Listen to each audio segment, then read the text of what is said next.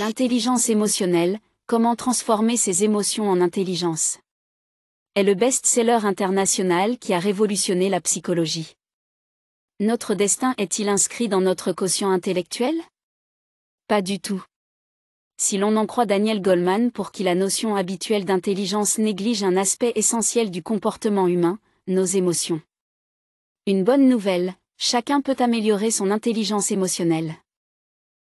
Est condamné pour avoir provoqué la mort de 5 femmes et fillettes turques en mettant le feu à leur logement pendant leur sommeil. Il avait du mal à conserver un emploi, s'était mis à boire et imputait ses difficultés aux étrangers. D'une voix à peine audible, il a déclaré « Je suis désolé de ce que j'ai fait et j'ai honte ». Chaque jour, des nouvelles de ce genre témoignent de la dissolution des mœurs, du climat d'insécurité et du déchaînement de pulsions abjectes. Mais elles ne sont que le reflet global du sentiment lancinant que nous perdons tous le contrôle de nos émotions. Nul n'est à l'abri de cette alternance capricieuse d'explosions de colère et de regret. Chacun de nous en fait l'expérience tôt ou tard. Au cours des dernières décennies, nous avons été submergés de nouvelles révélatrices de l'ineptie, de l'irresponsabilité et du désespoir qui brisent nos vies.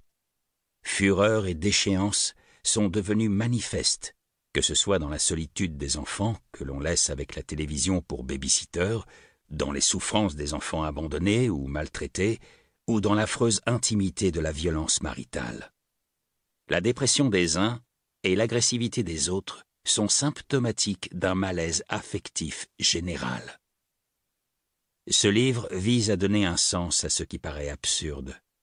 En tant que psychologue puis journaliste, j'ai suivi de près les progrès accomplis par la science dans la compréhension de l'irrationnel et j'ai été frappé par 2 tendances opposées. L'une constate l'état de plus en plus désastreux de notre vie affective. L'autre propose des remèdes porteurs d'espoir. Pourquoi cette étude maintenant? Si pendant les dernières décennies nous avons vu les nuages s'amonceler, nous avons aussi assisté à une floraison sans égale de travaux scientifiques sur les émotions. Grâce à des méthodes novatrices comme les nouvelles technologies de l'image, scanner par exemple, nous pouvons entrevoir comment fonctionne le cerveau. Pour la première fois dans l'histoire, elles ont révélé ce qui a toujours été un profond mystère. Ce qui se passe exactement lorsque nous pensons, éprouvons des sentiments, imaginons et rêvons. Ces informations neurobiologiques nous permettent de comprendre plus clairement comment les centres cérébraux qui gouvernent les émotions nous amènent à nous mettre en colère ou à éclater en sanglots. Comment les parties les plus anciennes du cerveau, qui nous poussent à faire la guerre, aussi bien que l'amour, sont mises à contribution pour le meilleur ou pour le pire. La lumière nouvelle qui éclaire le fonctionnement des émotions et ses défaillances laisse entrevoir des remèdes inédits à notre crise psychologique collective. La moisson de faits scientifiques nécessaires pour faire ce livre n'est arrivée à maturité que depuis peu. La raison en est que, pendant longtemps, la place des sentiments dans la vie mentale a été ignorée par la recherche, faisant des émotions un continent en grande partie inexploré par la psychologie scientifique. Un fatras de manuels d'épanouissement personnel, prodigue en conseils bien intentionnés, fondés au mieux sur des opinions inspirées par l'observation clinique, mais la plupart du temps dépourvues de bases scientifiques, a tenté de combler ce vide. Maintenant, la science est enfin à même de parler avec autorité des problèmes posés par la psyché dans ses aspects les plus irrationnels, de dresser avec une certaine précision la carte du cœur humain.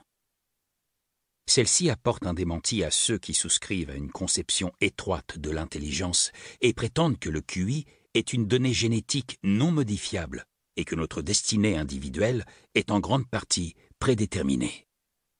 Adopter ce point de vue, c'est balayer d'un revers de main la question la plus intéressante. Qu'est-il possible de faire pour aider nos enfants à mieux réussir dans la vie? Quels facteurs entrent en jeu, par exemple, lorsque des individus possédant un QI élevé échouent et que d'autres, au QI modeste, s'en sortent étonnamment bien? Je prétends que la différence tient bien souvent aux capacités, que nous désignons ici par l'expression intelligence émotionnelle, qui recouvrent la maîtrise de soi, l'ardeur et la persévérance, et la faculté de s'inciter soi-même à l'action.